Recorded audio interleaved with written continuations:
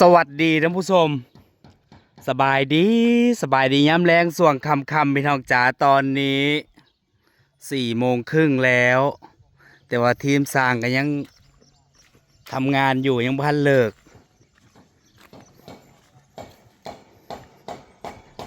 ข้างบ้านหน้าบ้านเพื่อนกระปลูกข้าวโพดพี่น้องจ๋า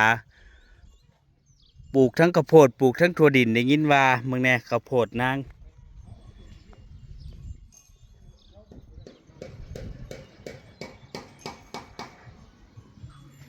ออกนอเบิดแล้วทั้งนี้โบแม่นนางปลูกถั่วดินบ่เนี่ยข้างๆก็ปลูกมันปลูกต้นกล้วยปลูกต้นไม้ครอบครัวเกษตรตามรอยคุณยาย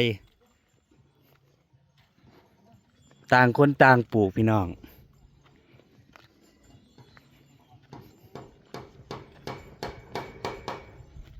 แต่ว่าปลูกขั้นดูแลก็ได้กินเนาะมันขึ้นอยู่กับการดูแลมาเบิ่งทีมงานสร้างมื้อนี้เฮ็ดไปฮอดไสแล้วเมื่อกี้ทั้งมืดฝนทั้งลมคิดว่าฝนสิตกมืดมาจนบ่เห็นหยังเด้สุดท้ายก็มิดซีรีส์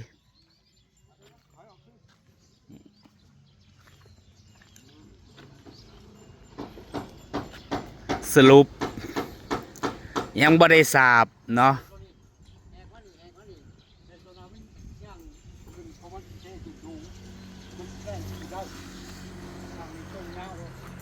ตัดหลังมันนี่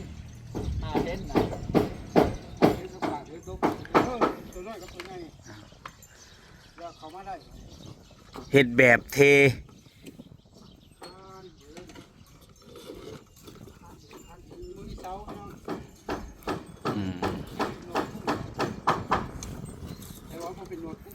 บ้านของนางก็ดูเหมือนง่ายแต่ก็บ่ง่ายเนาะเพราะเฮ็ดบ่คือหมู่สร้างกันเลยแบบจำใจนะจ๊ะ100 วันพันเรื่องราวเฮ็ดแล้วตัวใดบ่ผ่านก็ทุบตัวใดบ่ดีก็เปลี่ยนแปลง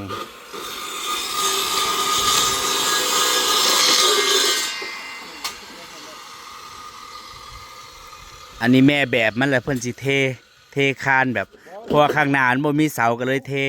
เนาะที่นางก็ยื่นออกมาตรงระเบียงของนาง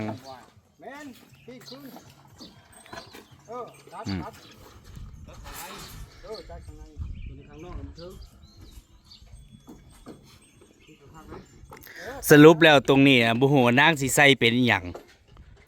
เป็นเสื้อล่าบ่หรือเป็นอหย่างปกติถ้าตามแบบมันอ่ะมันสิเทปูนเด้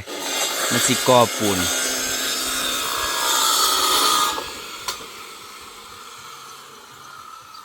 ทีมงานสร้างลุงเลิน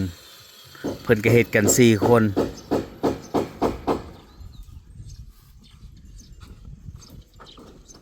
ใส่แบบแล้วก็เท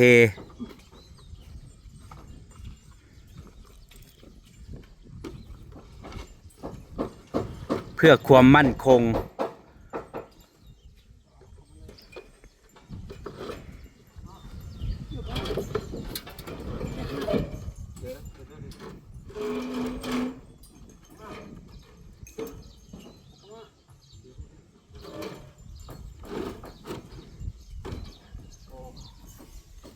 อันนี้ก็ใส่แบบแล้วสิเทคานลงมา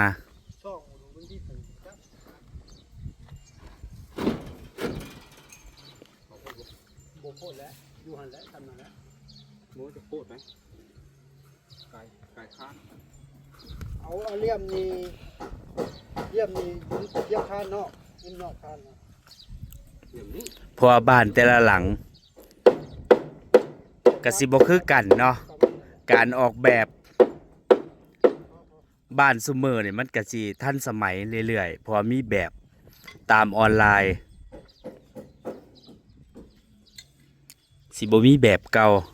เนาะบ้านนี้ได้บัตรใจห้องมากมันถึงยาก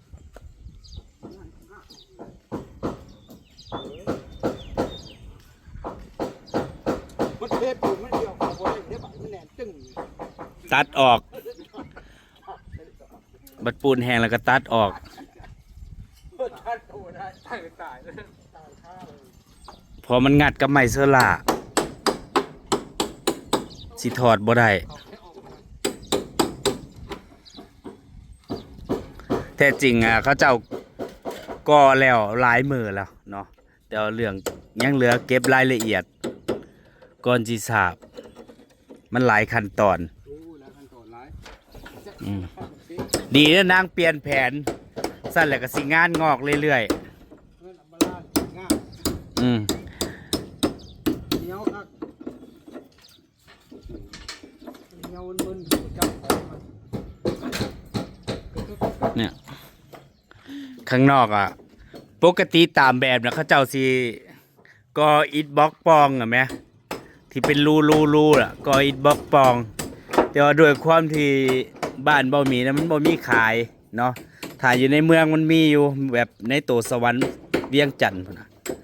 แต่ว่าแถวเมืองบ่มีเนาะเพิ่นก็เลยใส่เป็นอิฐธรรมดา มันก็เลยจะเป็นอีกสไตล์หนึ่งเนาะแล้วก็โครงเหล็กตัวนี้นะจะทำเป็นเสาหน้าที่เป็นเสาก็ต้องเอาแม่แบบเนาะมาวางแล้วก็เทปูนลงมาอีกรอบ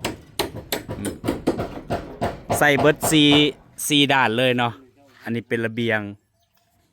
อันที่บกพอนั่งที่ใส่เป็นกระจกขึ้นไป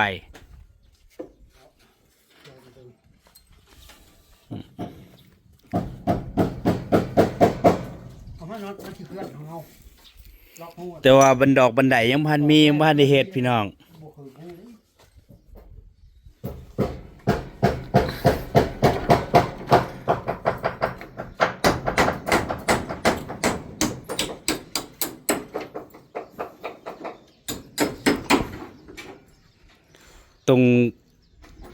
ตรงเสาเนี่ยก็ต้องติด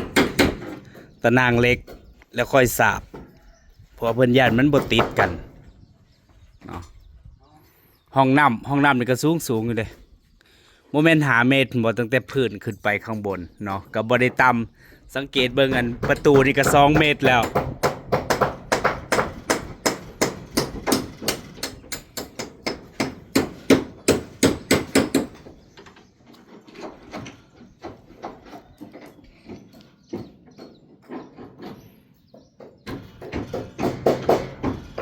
เก็บรายละเอียดจับมุมจับสากแล้วจังค่อยสาก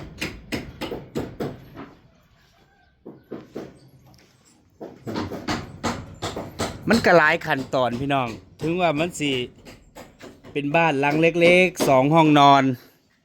แต่ว่ามันก็หลายขั้นตอนก็สิแล้วก็แค่บ่กี่มื้อนั่นแล้ว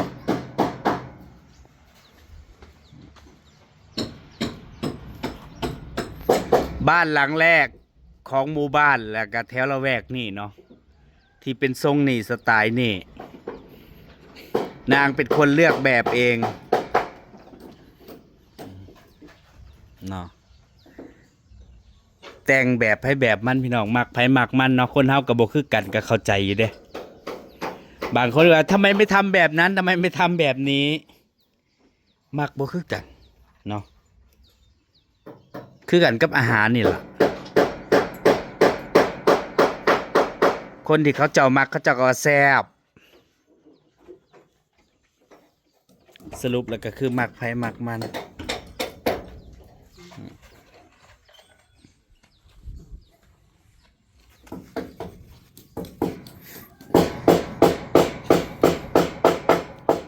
อันนี้ก็อยู่ในระหว่างตอกตะข่ายตรงเสาก่อนสิสาบทุกมุมต้องได้ตอก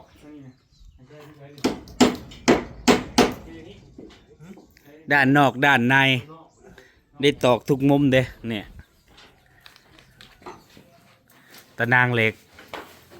อันนี้แบบของนางคิดเองเนาะปกติสร้างเขาไปเฮ็ดแต่ละบ้านกับบริเฮ็ดแบบนี้ดอกนางว่าต้องทำแบบนี้ถึงจะออกมาเป็นแบบนี้ก็เลยได้ทำแบบนี้เนี่ยแต่บ้านสวรรค์กับบริษัทแต่บ้านนางน่ะใส่ด้านนอกด้านในใส่เบิดทุกขอบทุกมุม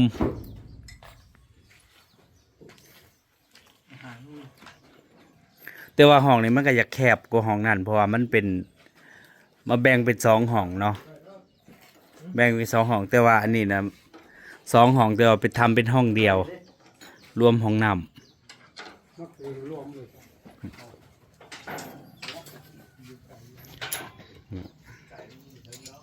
นางใส่ตะนางหมดนะจ๊ะใส่ตะนางตะข่าย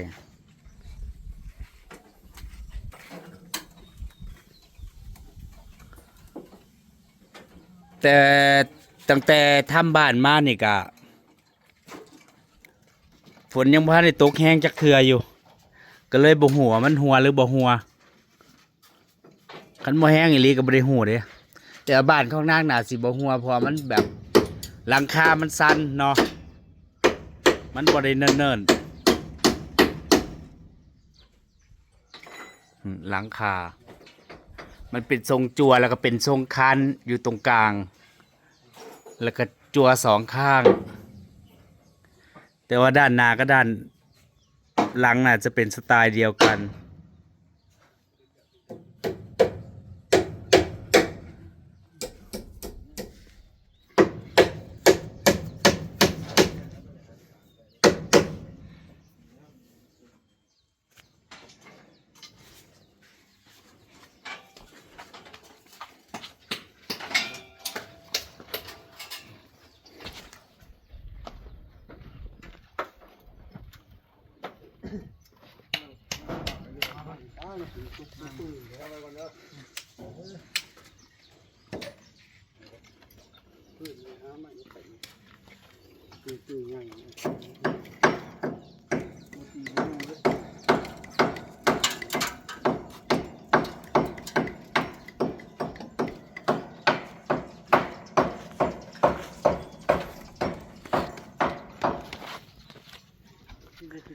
เดี๋ยวเขาเจ้าก็เลิกงานแล้ว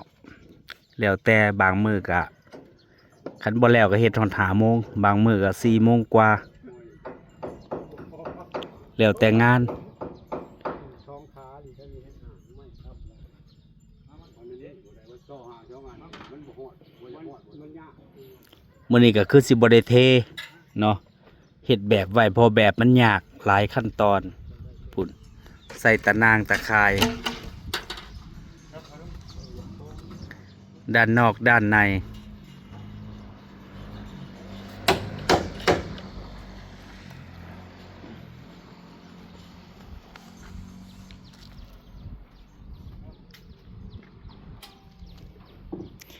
บ้านทุกแบบบ้านทุกหลังถ้าแต่งออกมางามมันก็งามพี่น้องเนาะมันขึ้นอยู่กับการตกแต่งภายนอกและภายในและก็วัตถุอุปกรณ์ก่อสร้างว่าเขาสิเลือกแบบใดบ่แม่นว่าบ้านทรงนี้ไม่สวยบ้านทรงนี้สวยมันคือขึ้นกับการแต่งเนาะอันนี้ยังบ่ทันได้แต่งยังก็แค่แบบเริ่มต้นเดี๋ยวก่อแล้วสาบเนาะสาบแล้วก็สิได้มาแต่งที่หลังหรือว่าทาสียังเพิ่มเติมใส่ประตูหน้าต่างหลังจากแล้วพุ่นละจังสิหัวงามหรือขี้ลายบ้านทรงนี่ถ้าแต่งตามแบบฉบับของมันก็งามเด้เนาะถ้าแต่งออกมาดี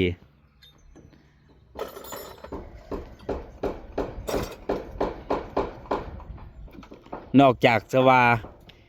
บ่ได้เฮ็ดตามแบบจังซี่นะทำออกมาแล้วมันบ่เหมือนแบบ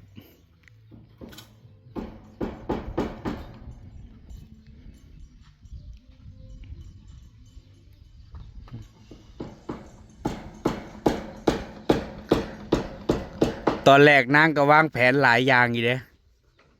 แต่สุดท้ายนางก็แบบบางอย่างนางก็เลิกไป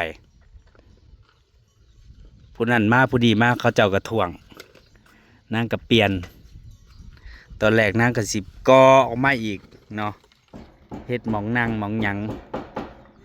แล้วก็นางก็ยกเลิกประตูตรงนี้นางก็ยกเลิกก็สร้างปิดอีกห้องน้ำว่าเศษ2 ห้องก็ คนถ่วงหลายนางกับปิดห้องหนึ่งเฮ็ดห้องเดียว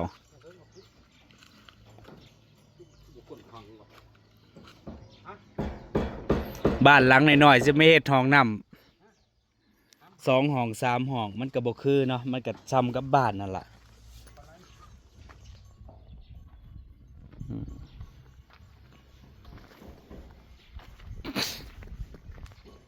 แต่ว่าหน้าต่างของนางเนี่ยค่อนข้างสูงเด้2 เมตรพุ่นน่ะความยาวของหน้าต่างซ้ำกับประตูก็2 เมตรประตูทางเข้าบ้านน่ะประตูเข้าห้องอ่ะหน้าต่างก็สูงซ้ำกัน2 เมตร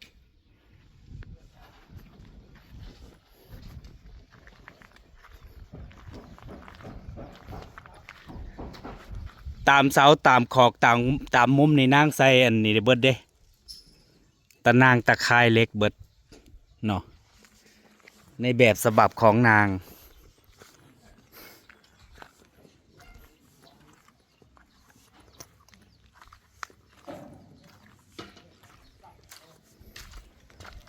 แต่ว่าอาหารเที่ยงนางก็เลี้ยงสร้าง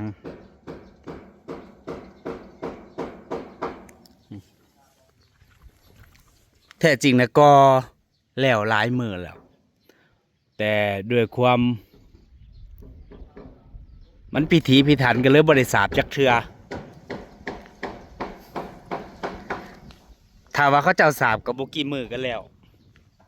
อันนี้เขาก็แค่บกี่มือก็ยังแล้วบ้านแต่บุหัวาตรงนี้นางสิปิดบ่ข้างหลังบ้านนางว่าอยากปล่อยโลกมันสิคือบ่ฮะเนี่ย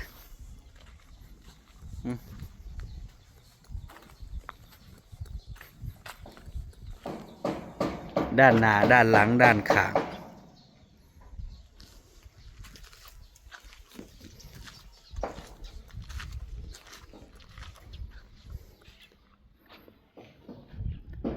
ถ้าผู้ใดบ่เคยเห็นบ้านทรงนี่ก็สิแปลกหูแปลกตายเด้เพราะว่าเป็นบ้านหลังแรกแถวละแวกนี่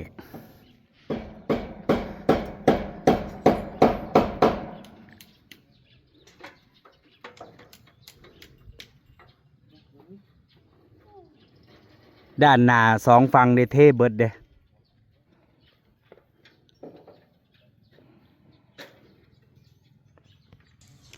นั่นแหละพี่น้องจ๋ามาคนดีก็สิขอเก็บภาพบรรยากาศในเพียงเท่านี้รอติดตามตอนต่อไปว่าบ้านสิออกมาเป็นแบบใดพี่น้องไปแล้ว